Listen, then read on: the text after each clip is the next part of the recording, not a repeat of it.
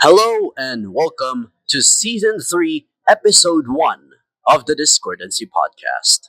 Hello! I'm back. I'm back. Anyways, I know the sound of, this thing of my audio sounds a bit bad. I'm turning on noise suppression because the surroundings are incredibly noisy. I think you can hear a chicken, you know, going. "Ah!" You might hear a chainsaw. You might hear someone singing in the background. I am really, really sorry about that. Anyways, today's discussion is going to be an incredibly controversial one. I know I also did this thing last year where I talked about something incredibly polarizing, and I'm doing it once again. So today I will be talking about the war on drugs. More specifically, the arrest of former President Rodrigo Roa Duterte's the arrest of former President Rodrigo Roa Duterte due to the war on drugs.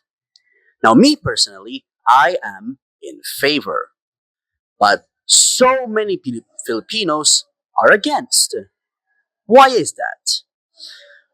Well, that's what we're going to talk about today.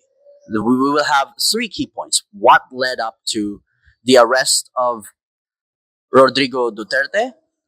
What are some key arguments? And what are my counter arguments? I am, I could say that I know a bit or I know enough.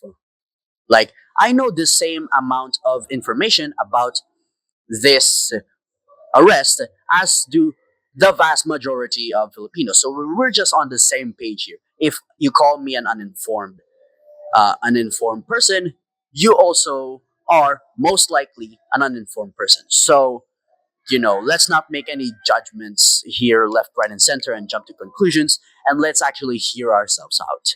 So now, let us begin with number one. What led up to Rodrigo Duterte's arrest? So, I think it was on the 11th of March. Let me check. When was he arrested? Uh, let's check. When was. No, not elected. Arrested.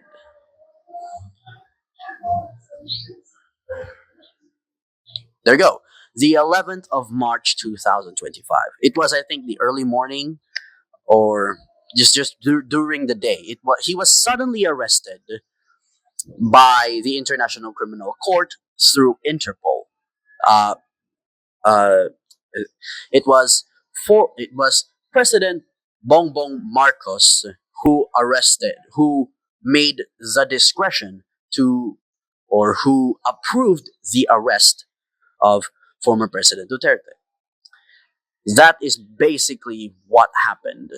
On the 11th of March 2025, Duterte was suddenly arrested and he's now in the Netherlands facing, the court, the International Criminal Court. Why did Bongbong Marcos do this? We can't say, or I can't say for sure why, but a lot of people think it's because it's politically motivated. I guess it is. Like, the timing could not have been well more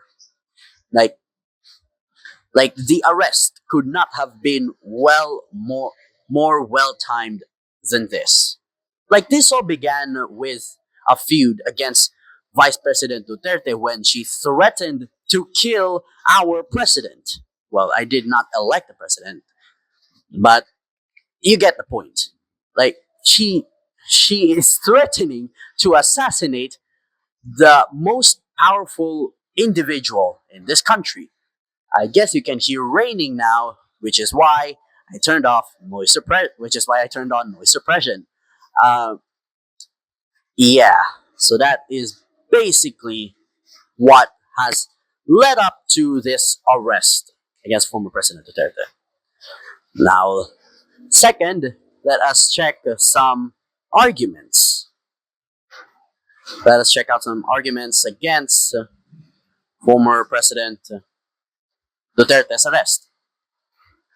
Oh boy, it's getting louder. Like, just look at how loud it is.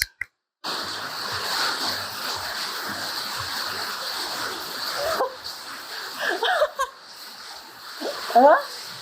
Huh?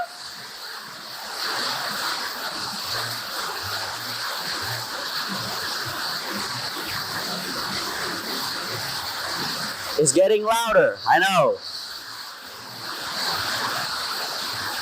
Yeah? Yeah?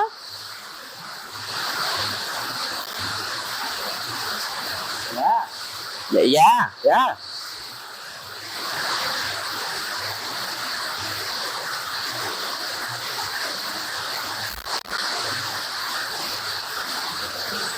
Well, well, well.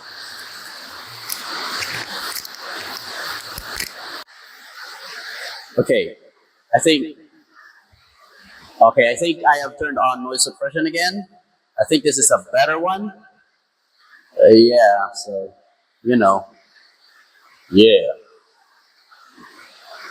I think you can still hear a bit of the rain, but just bear with me here. Just bear with me. Anyways, I asked Gemini uh, for 20 arguments about against Rodrigo Duterte's arrest. So it has listed 20 of them, and I'm going to be reading them out right now. This is not the best way to, write arguments about the uh, the arrest of Duterte, but it's I can only do so much. Uh, okay, let's begin with number one: political motivation. This argument centers on the belief that the legal actions are not solely based on impartial justice, but are influenced by political agendas. The complex dynamics between political factions in the Philippines, especially the well known tensions between the Marcos and Duterte families, fuel this perspective. Now, part the second and third points that are in this video, I will be, putting them on the same thing because I will read the argument and I will give my own counter arguments based on my understanding about the arguments. Political motivation. Okay, this one I can agree a bit. Like, uh, this, the timing of the arrest is impeccable. The, See, the Dutertes and Marcoses are supposed to be this one united faction that will rule the entire nation, or that will rule the top parts, the top jobs of the entire nation. I don't know what has happened. Actually, I do. Vice President Duterte started it. Of course, she threatened to assassinate the president, the first lady, and the House Speaker. So, not a good look. However, there's also the fact that,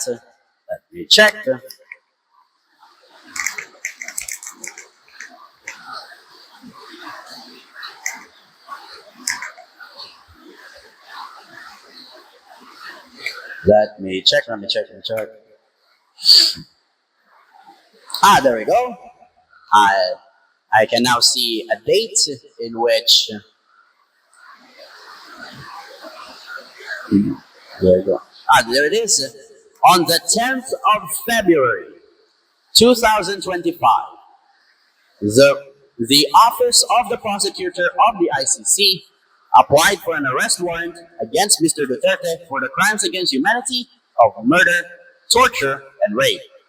The ICC pretrial chamber assessed the material submitted by the prosecution and found reasonable grounds to believe that Mr. Duterte is individually responsible as an indirect co-perpetrator for the crimes against humanity of murder, allegedly committed in the Philippines between the 1st of November 2011 and the 16th of March 2019. The warrant of arrest against Mr. Duterte was issued by the chamber as secret on the 7th of March 2025 and reclassified as public on the 11th of March 2025. On the 12th of March 2025, Mr. Duterte was surrendered to the International Criminal Court after being arrested by the authorities of the Republic of the Philippines in accordance with the warrant of arrest. Now, this comes from, let me just show you. Hold on. This comes from the official website of the International Criminal Court. I'm just reading an excerpt here, and look at that. Yes, I am just reading here. And it also says at the last part, the initial appearance of Mr. Duterte took place on the 14th of March 2025. Mr. Duterte appeared in the hearing via video link as authorized by the chamber. Now, you can say all you like that it's politically motivated. But I don't know if it actually is. Because in early or mid-February, early to mid-February, like it's the 10th of February, the Office of the Prosecutor of the ICC applied for an arrest warrant and found reasonable grounds to arrest him. Then, on the 7th of March, it was secret, but was reclassified as public on the 11th of March, the very same day that Duterte was arrested by the authorities. I do not know if that is politically motivated. Like, sure, the nation, let me just, but sure, the country or the Philippines can refuse at its own discretion. But again, refusing to arrest someone who has so much evidence of doing a crime, of committing a crime, is a bit disrespectful and could crumble could be unprecedented for a sovereign nation to simply just refuse. Like, sure, Putin does not have, or sure, Putin has an arrest warrant, but he's still not arrested yet. You know why? Because he's still the leader. There is no one higher above Putin that can surrender Putin to the authorities.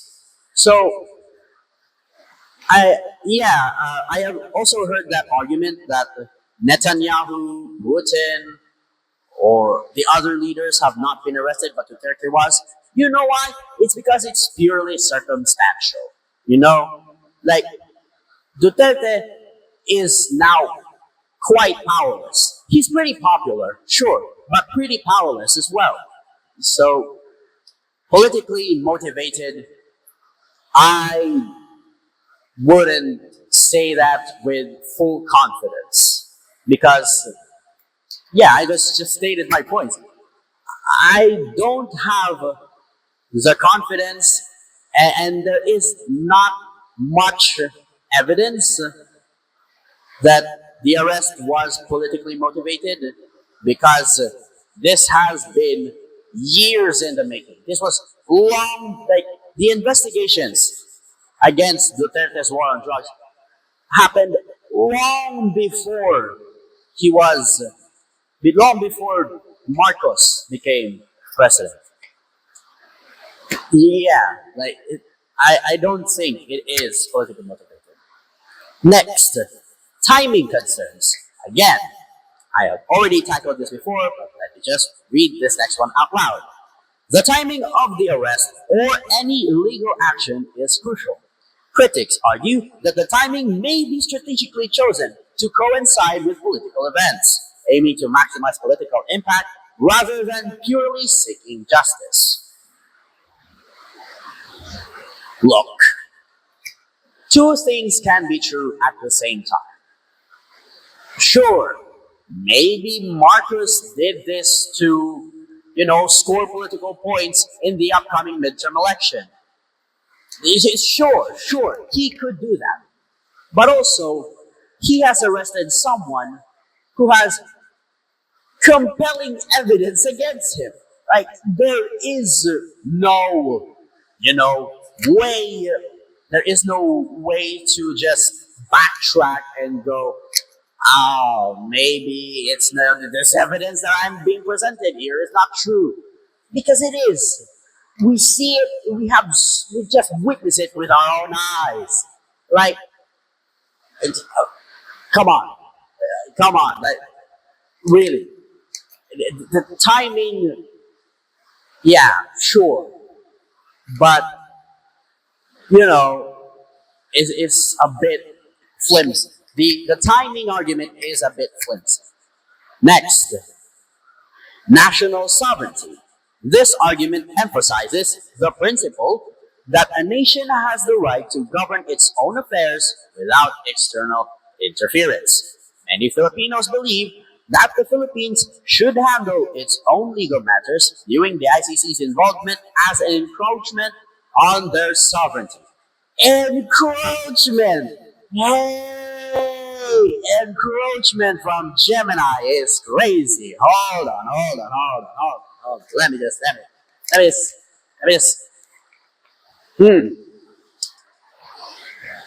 Encroachment. I.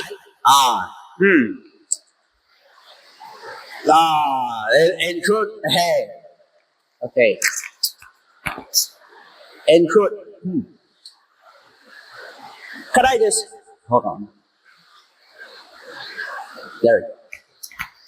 I know I don't look the best when it comes to hosting or recording these podcast episodes, but let me just say this. If no court, if no public institution in this country will hold Duterte accountable, someone has to. Like, come on. Do you really think we can just let that slide? Just Duterte killing tens of thousands of civilians. Just go brrrr, and then just go, I didn't see anything. Really? No, you cannot be that stupid. Like, there's no way. You can just go, I don't know, let our courts arrest him. We can't. We can't do that. Duterte has been a former president for nearly 3 years now.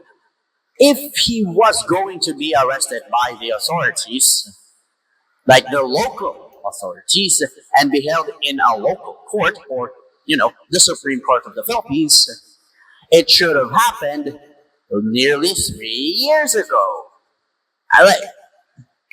That argument is very, very flimsy and very weak, by the way, when you think for just 2 seconds that his name is now, like, people now call him former president. Does that give you an idea? Yes, he is no longer president. He does not hold any public office.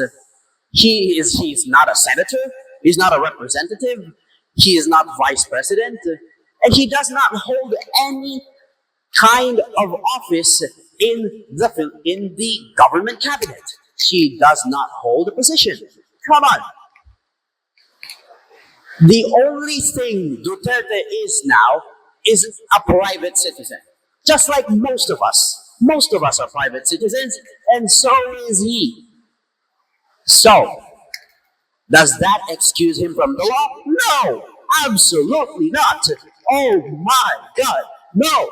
It does not excuse him, Just because he's incredibly popular and big this big guy who has killed tens of thousands of civilians, it does not exist.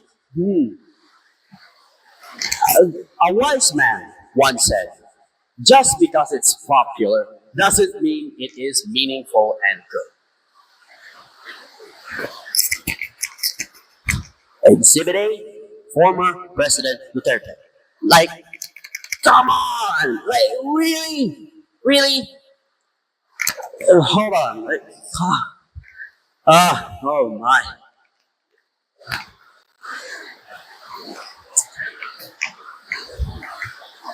It's just sad. That's just sad.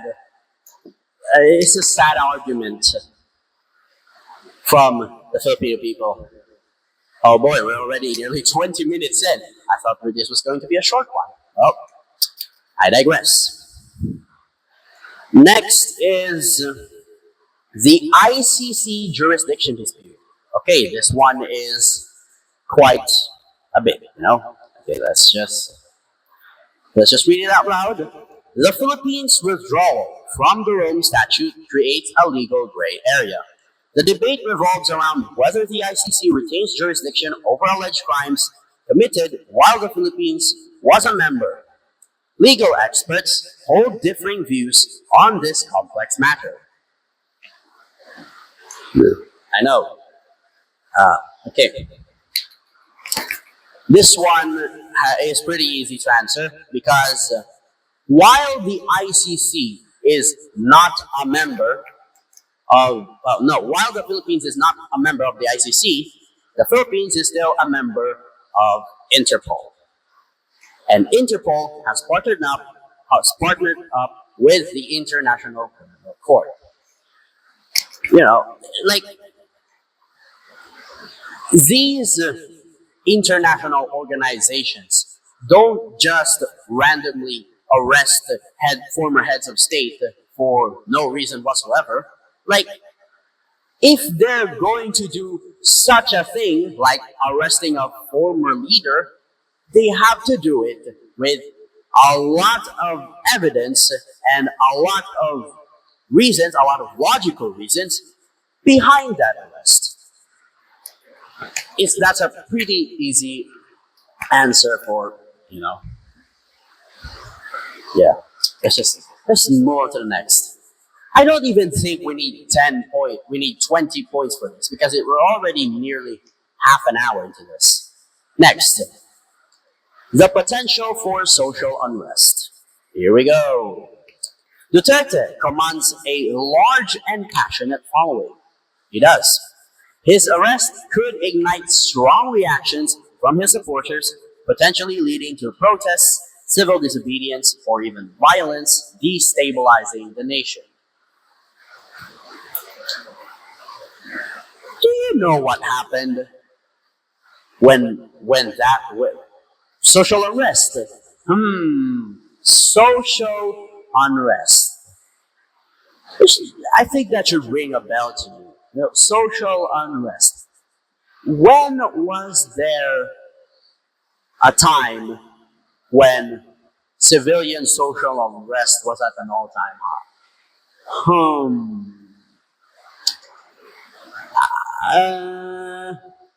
I'll give you a hint.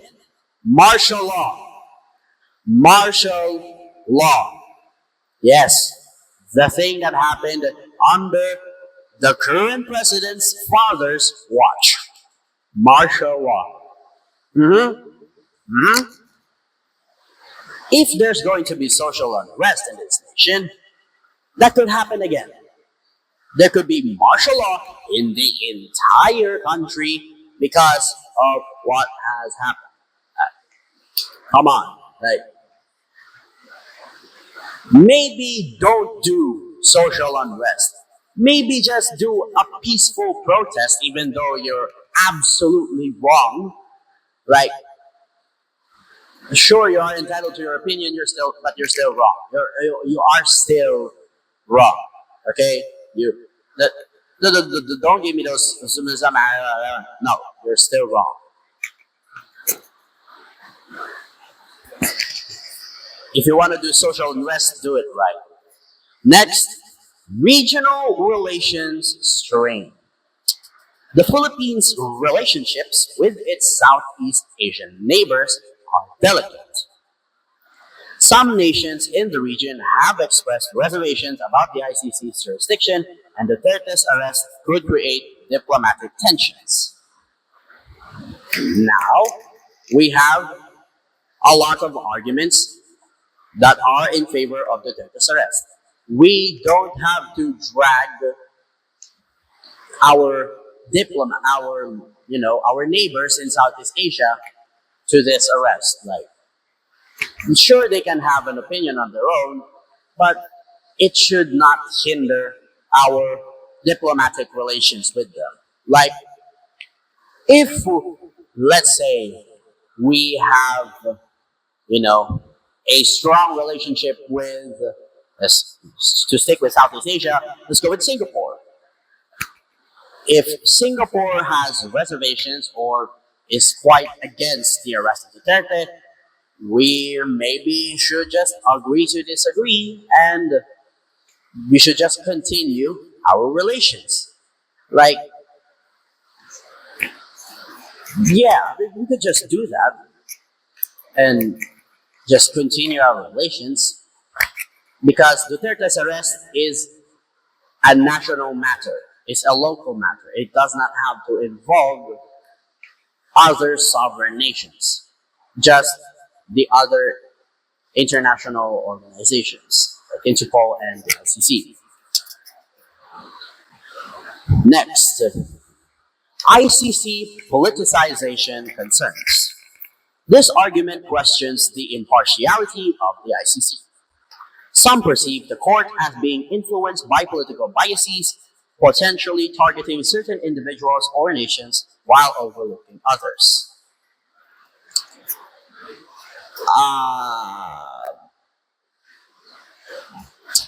I've also actually tackled this earlier when I mentioned Netanyahu and Putin.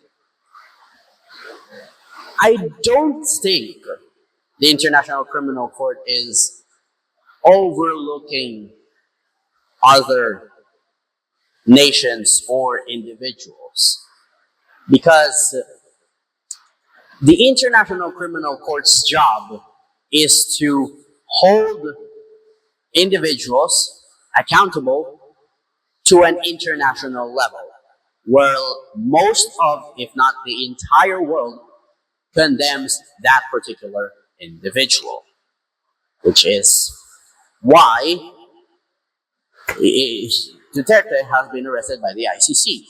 If we are not going to hold him accountable, someone has to, and someone will. Next, due process concerns. Due process. Let me just check the arguments 11 to 20.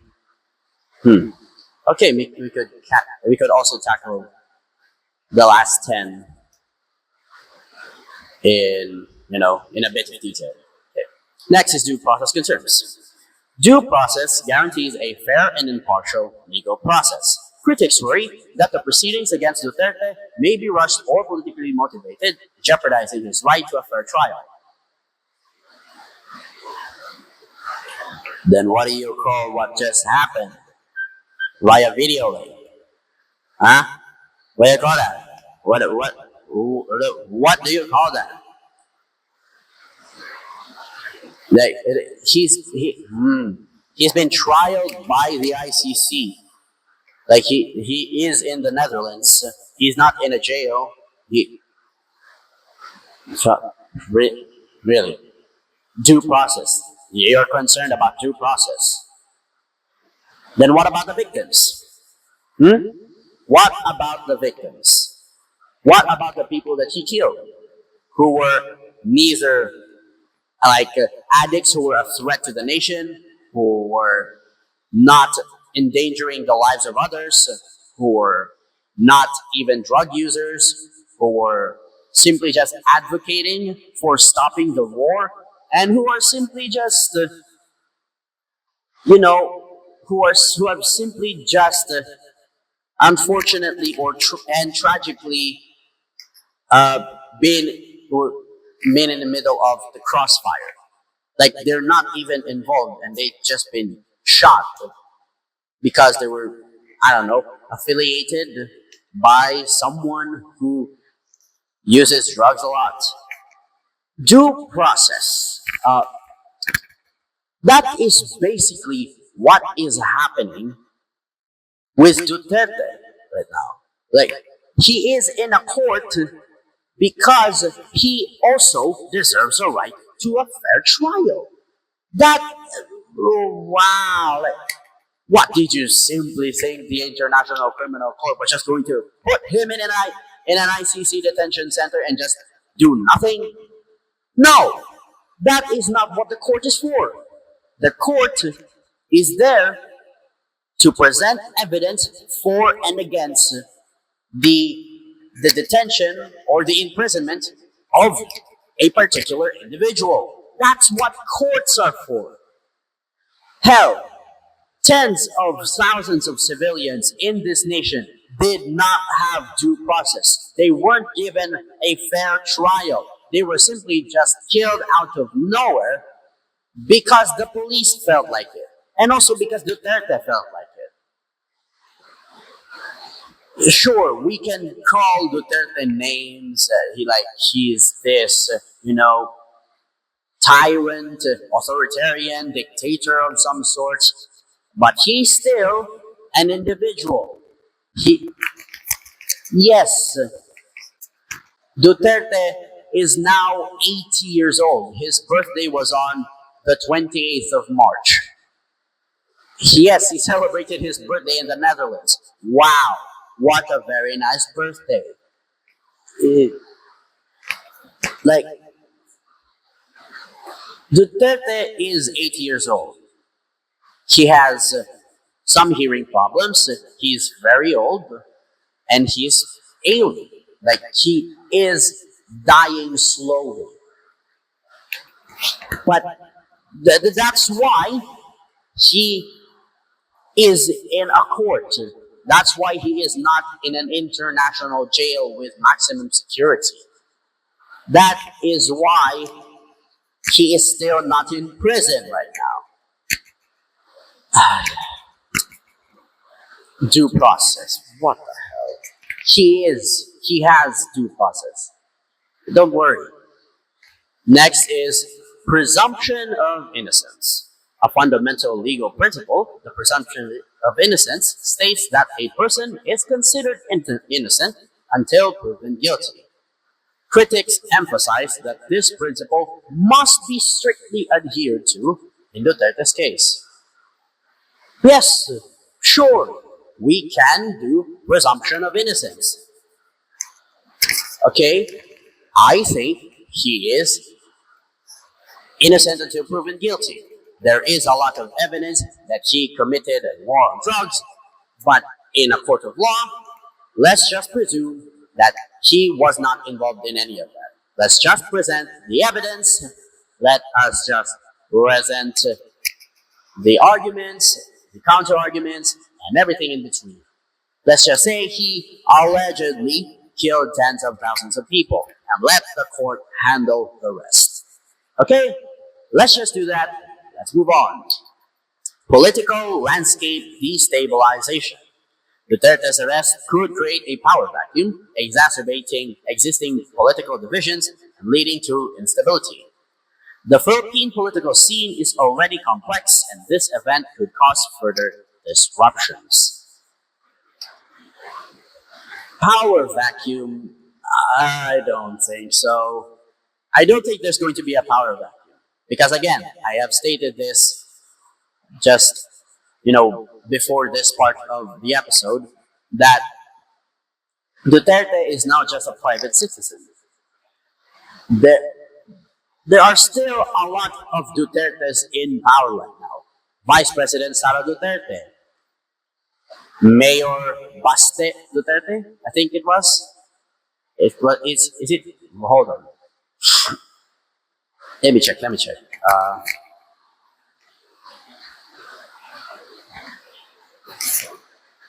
okay, there's also uh, Representative Paulo Duterte.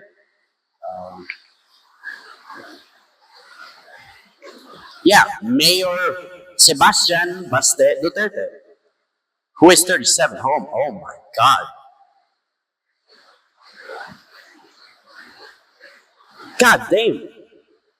Sebastian's 37? Oh my.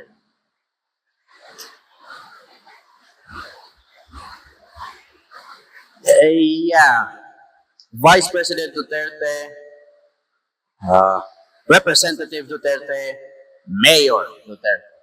These three people hold immense power. And yes, those were three different people. I've just mentioned their names. Power vacuum? No, no, no, no, no. There is no power vacuum once Duterte is arrested. No, no, there is no power vacuum. No, no. Let's just move on. Domestic legal mechanisms focus. Proponents of this argument believe that the Philippine judicial system should be given the chance to investigate and prosecute any alleged crimes. They argue that domestic legal mechanisms should be exhausted before resorting to international intervention. We had nearly 3 years to do that, and we refused to do so. That says a lot. Let's move on. ICC as court of last resort. The ICC is intended to be a court of last resort, intervening only when national courts are unwilling or unable to act. Some argue that the Philippine judicial system has not been given sufficient time to address the allegations.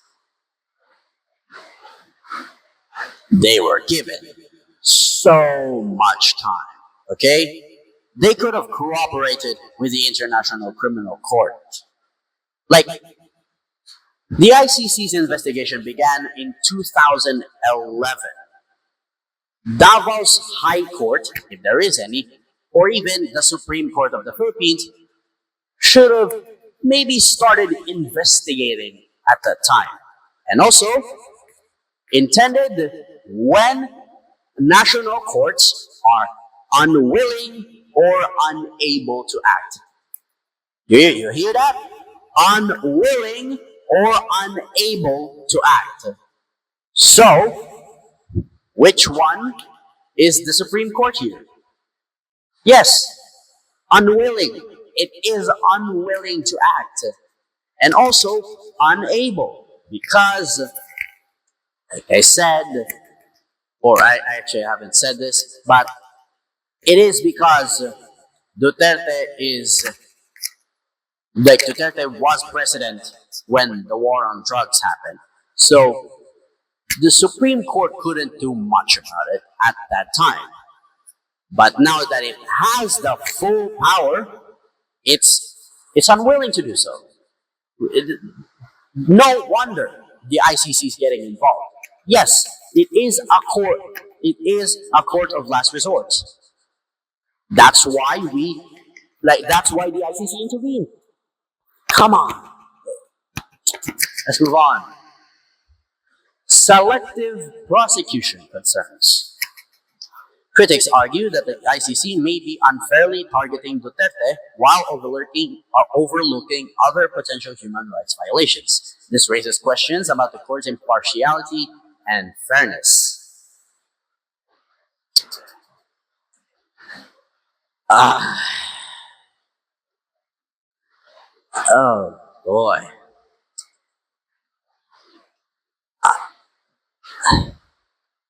International Criminal Court.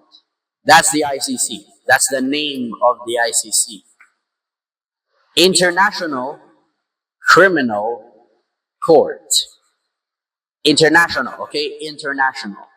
I don't think there is a sort of bias into this. Okay, sure, maybe there is, but that's because we're human, and also it's because The ICC is not overlooking on other human rights violations in the world. They're simply just unable to act on those human rights violations. Next, complexities of the war on drugs. The war on drugs is a highly contentious issue. Some argue that the context of the situation, including the severity of the drug problem, must be considered when evaluating the legality and morality of the actions taken. Killing people is wrong. Okay? That's a very simple point. That- Come on. That's a very, very simple point. Killing people is wrong, no matter what. Whether they're a murderer or an addict or someone who's poor, someone who's rich, someone who's corrupt, a former president, a former representative, any of them. Killing people is wrong no matter what. That's why there is due process. When you allege serious crimes, it has to be evaluated by a legal authority, like the ICC. That's why Duterte is currently in the ICC dealing with this. Next, national security arguments. Some argue that the actions taken during the war on drugs were necessary to protect national security. They contend that the drug problem posed a significant threat that required extreme measures. Drugs can be a threat, but not a national threat. Most of the killings happened in the Luzon area, I think. Maybe even in Mindanao there could be some, there could be a lot. I don't know much about the what do you call this? The variation of the deaths because of the war on drugs between the island groups and the provinces. Okay, I'll admit that. But national security. Are drug addicts a threat to national security? I don't know. Maybe not. But probably not. National security. Crazy.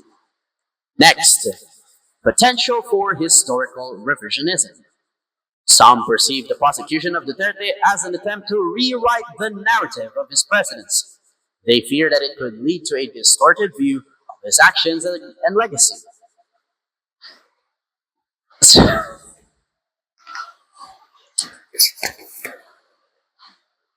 As far as I can tell, Duterte's campaign when he ran for president was that he would kill drug addicts.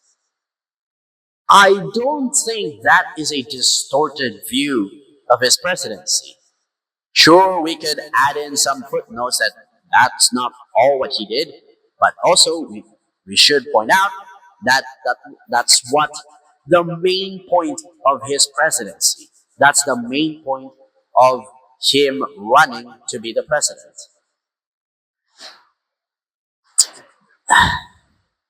Yeah, yeah, yeah. Historical revisionism? No, we're just writing what's true.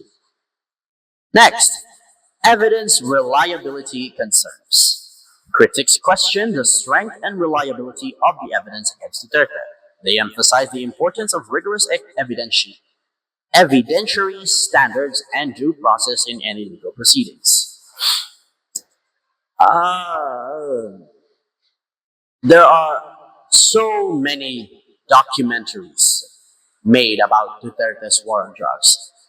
There are tens of thousands of victims. There are tens of thousands of survivors. There are tens of thousands of victims. There are tens of thousands of family members of the said victims. There are also tens of thousands of perpetrators. So, evidence reliability concerns. Maybe we should just present them in a way that is true, factual, accurate, and fairly represented. Next, unintended consequences. Duterte's arrest could have unforeseen and potentially negative consequences, such as radicalizing his supporters or creating further political instability. Oh my god. Okay, unintended consequences. I think we're experiencing that right now, where so many people are protesting the arrest, and I I don't think there has been any record of social unrest, but when but once this trend continues, where there are more and more people protesting, yes, there will be negative consequences. I don't think they are unintended at that point.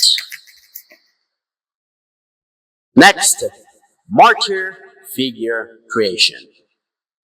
His arrest could inadvertently transform Duterte into a martyr figure, potentially increasing his popularity and influence among his supporters. Just ask.